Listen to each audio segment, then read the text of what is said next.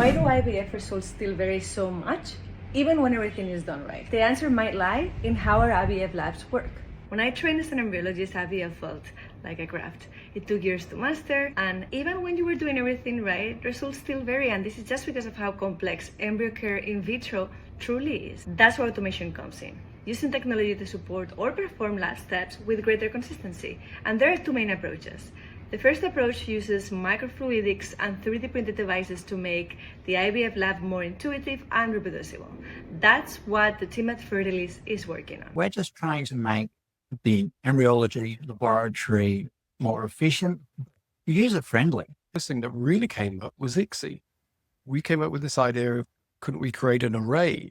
And rather than have a suction pipette, we could have a holding device, almost like an egg cup, a 3-dimensional egg cup, but have a whole array of egg cups.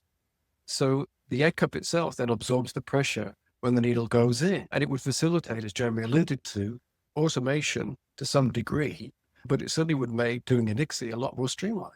The second approach uses robotics to replace the embryologist in the lab, and that's what Conceivable is doing. What do embryologists do, and how can we imitate that or use that to our benefit in automation?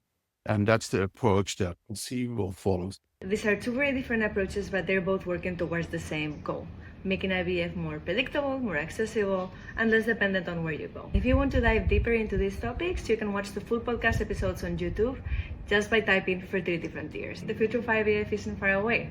It's already here.